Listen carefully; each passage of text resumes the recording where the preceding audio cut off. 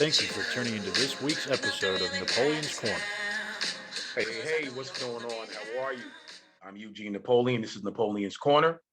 I come up every Wednesday at 7 o'clock p.m. Eastern Standard Time.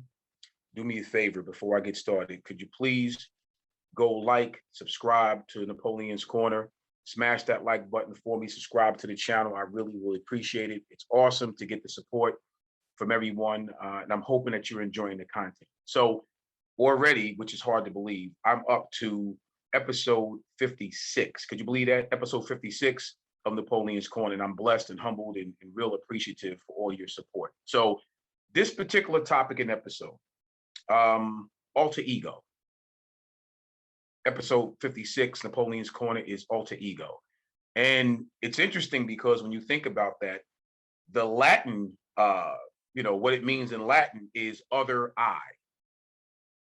Other I is what it means in Latin to have an alter ego. And I believe when you say that, a lot of times it kind of refers to, let's say, a professional athlete or an entertainer of some sort, actor, actress, things of that nature. But no, most people have an alter ego. And it comes about when you have something that you're really passionate about, and all of a sudden you may not want to say it, right? You may not want to say it. So there's another part of you, another piece of you that feels strongly about it, and you click to that alter ego. Now, all of a sudden, before you know it, others around you who, if they haven't seen that part of you, it strikes them as kind of odd. Like, wait a minute, where's that coming from? It's almost like you have a few people living in there, right? But it's just your alter ego. I'm gonna say this because it can become very controversial. If you put it in a sports sense, there's a lot of athletes who performed under that whole premise of there's another side to them where you open up the vest, so to speak, and the beast comes out, right? And you may term that verbally as your alter ego. But here's the catch 22 with that. It's good until that alter ego gets out of control.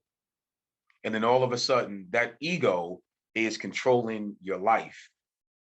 And I would like to phrase it where, listen, you got to make sure that your alter ego never takes the lead role in your life. Because all of a sudden, you run around, you're saying things, you're doing things that's not cool. A lot of people don't understand, well, where's that coming from? That's not you. And then the excuse becomes, when you sit down and think about it, that's your alter ego. That particular, whatever that is, has taken control over who you really are. You're saying things, you're doing things, you're moving in a sort of way where it's uncomfortable for other people. And now they don't even want to be around you because that ego trumps who you really are. Now, I'm not suggesting that everyone has this issue. Howsoever, there's many people that I've known of who, if that does happen, the alter ego now becomes the fall guy. That alter ego now becomes the person that whenever something is not going right, the excuse is kind of put on that versus you just being able to sit down and say to yourself and others around you, man, I'm tripping. Let me pull myself back. Let me get myself together. That's not really who I am. I'll give you a case in point. So a few years ago, I was around a certain individual who, for whatever reason, tremendous talent, but this individual could not get out of their own way when it comes to just being authentically who you are.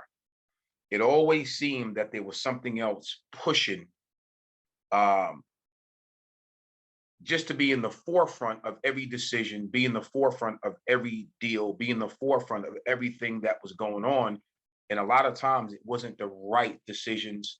It wasn't the right timing on certain things.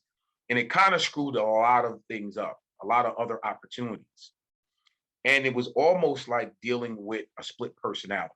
So when those things happen, you have to sit back and ask yourself, what's really going on? And it's difficult at times when you can identify that ego, but that ego is not put in check. So for me, I've always learned, you know what? It's difficult to tell a person if they don't see it themselves. The worst situation you could ever be in is if you're trying to help your friend or a family member, or even within yourself, even with you yourself personally. If you look in the mirror and you're having an issue and you can't find out what's really going on within you, like what's going on with you yourself, that's because you haven't identified that there's a problem. In most cases, if you try to help someone with an issue and they look at you and say, I don't have no problem, I don't have no issue, then you're not going to be able to reach that person, even within yourself. If you don't uh, become honest and walk in your own truth with your own personal issues, you'll never get the help or seek the help that you really need because you don't feel like you have an issue. Well, it's the same thing with the alter ego. 9 times out of 10, if you think whatever that thing is in your gut that makes you better, you believe that you need that ego to push you to the forefront. And maybe sometimes you do. I'm not sure.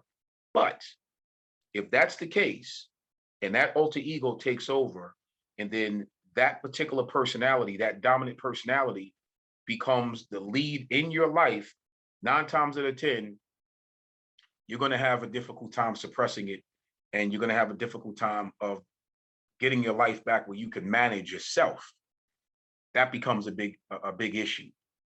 Your ego, you got to sometimes put that in check, stop it at the door, because again, once that becomes the forefront of what people see and who they believe you to be, even if that's not the case, you screw up a lot of business opportunities, you screw up a lot of relationships, you screw up a lot of true friendships, because no one wants to be around someone with an inflated ego. You might want to check that out the door.